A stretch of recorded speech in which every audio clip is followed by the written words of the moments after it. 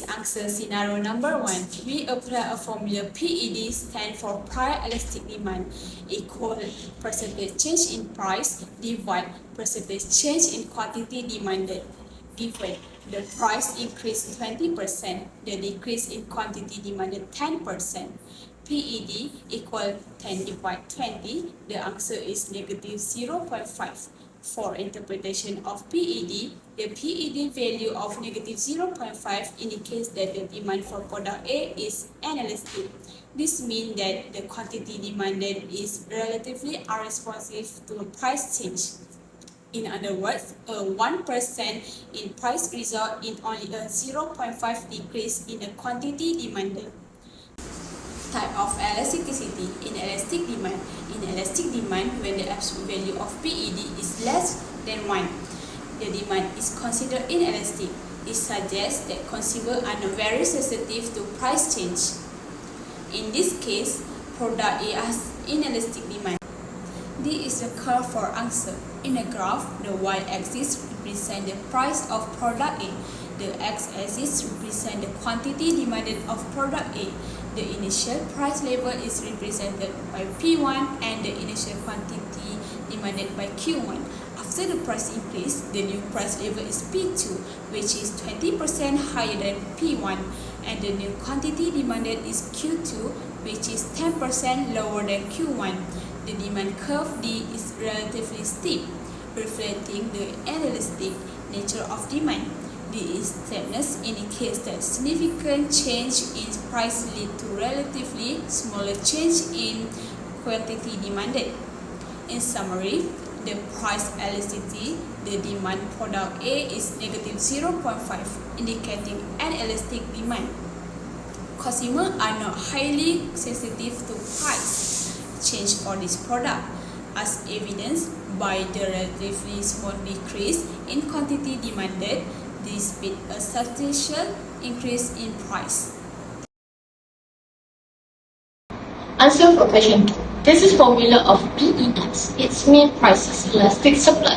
Initial quantity supply Q0 200 units. New quantity supply Q1 300 units. Initial price P0 500 ringgit. New initial price P1 600 ringgit. When calculating the percentage change in the quantity supply, we get 15%, while the price we get 220%, while the divide we get 2.5.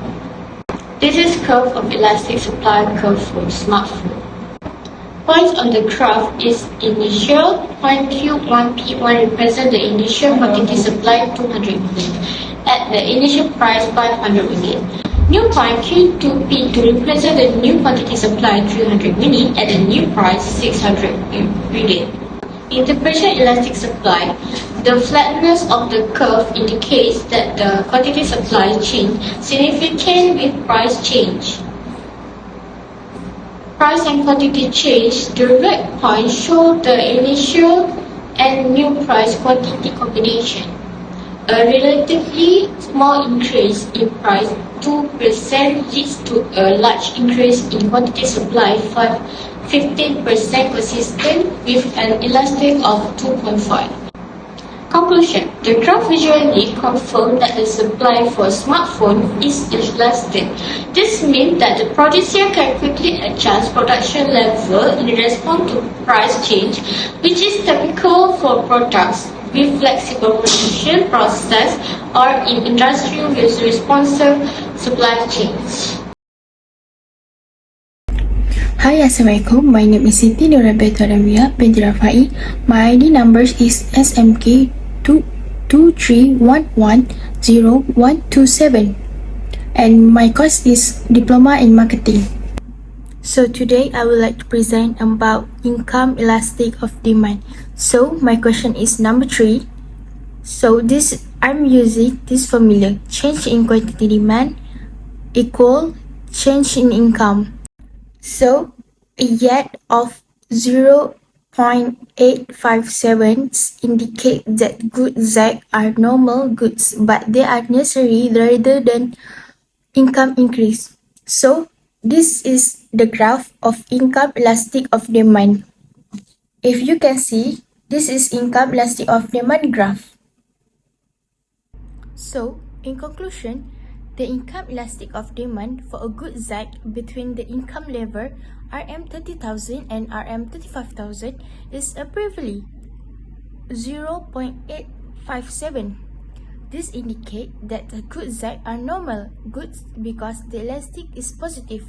However, since the elastic is less than 1, it suggests that good Zs are necessary, meaning that the quantity demand increase with income, but a lower proportionality rather than the increase in income.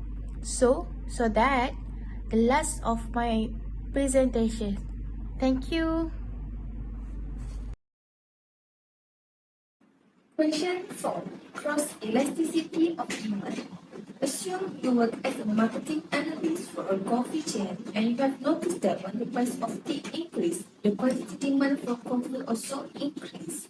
Using your understanding of cross-elasticity of demand, explain why this might occur and how this information could influence the coffee chain's marketing strategies.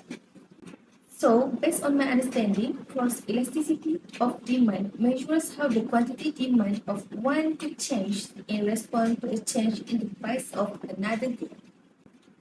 In this case, when the price of tea increases, the quantity demand for coffee also increases.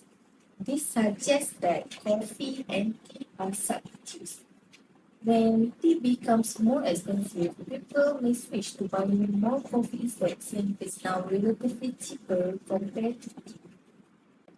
For coffee chains marketing strategies, normally this can be helpful. They could capitalize on the increase in demand for coffee by promoting it as an alternative to tea, especially when the price of tea rises. They might run campaigns highlighting the benefits of coffee or offering special deals to attract customers who may be looking for alternatives.